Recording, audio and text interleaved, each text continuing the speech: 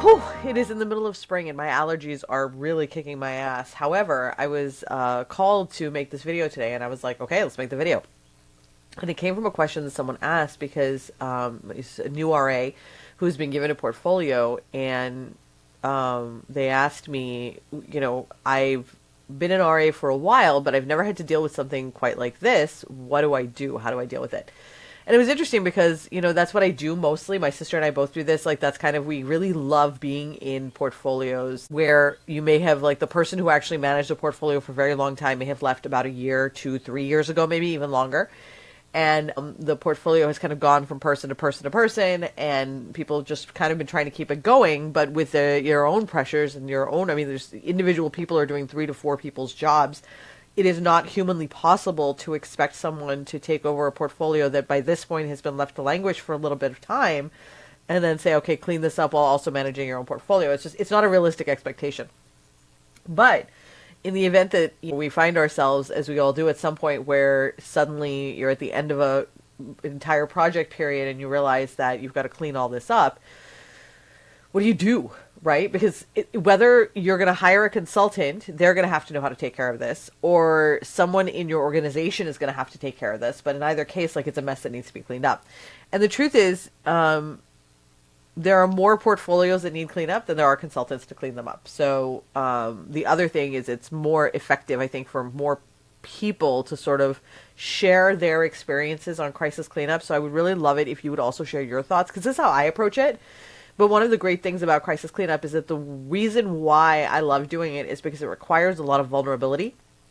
It requires a lot of, I don't know, where do I go to find? Like, you can't be afraid of being wrong or looking for something because it's that fear that holds us back from getting started.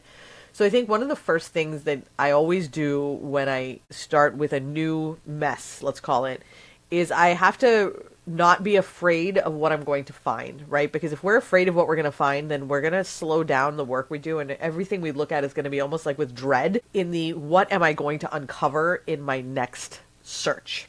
So the very first thing is to sort of change the mindset of being afraid to find something. Now, I think I have been on the position myself where I've had portfolios of my own that, because I got overwhelmed at any given point in time in my career, other grants fell behind, right? It happens. And then when I was going back to do research on my own work, right? So because sometimes we have portfolios to clean up that are our own, right? Because we're doing so much work, we're trying to balance so much stuff, and eventually have to clean something up. And it's like, okay, now I'm going back.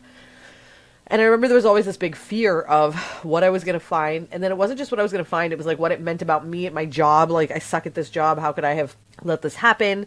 Like, God, what if I find out and then I get fired, right? There were a whole lot of stories that came with the search, and that made cleaning up difficult because it wasn't just about cleaning up math. It was also about me dealing with a lot of my own psychological stuff at the same time.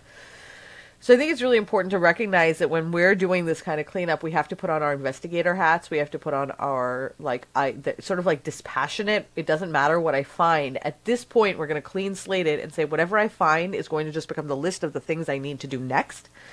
That kind of absolution really helps when getting started because it takes away a lot of the anxiety that we often feel when it comes time to clean up. Because, many years ago, I used to get really bad migraines all the time. And when I would get really bad migraines, this was probably in the 2007 or 8.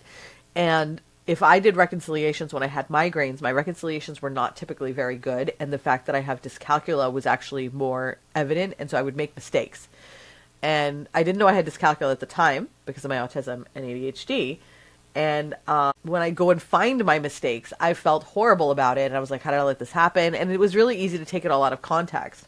But it made it dreadful for me to even want to go and look into it because I would basically be knowing that I was going to uncover things that I'd have to fix and I'd feel really bad about it and so on. But these things happen. So we have to sort of get to the point where we recognize that being a research administrator, especially right now, means that you are juggling an enormous number of activities, all of them very high pressure, some of them very high deadline oriented, where sometimes things are going to fall through the cracks. And I did a survey recently on the Res Admin mailing list, and a research administrator said, the thing that I've had to get comfortable with is recognizing that I am, that there's some things that are just not going to get done, and I'm not going to give myself shit about it. Okay. Okay. So this is probably going to be a bunch of videos about how to clean up portfolios, because honestly, this is not a small task. This is why I devote my life to it, because it's not only is it an enormous amount of actual activity work, there's also an enormous amount of like mental stuff that we're doing at the same time to kind of get the flow going. Okay, so now we've taken care of the psychological part.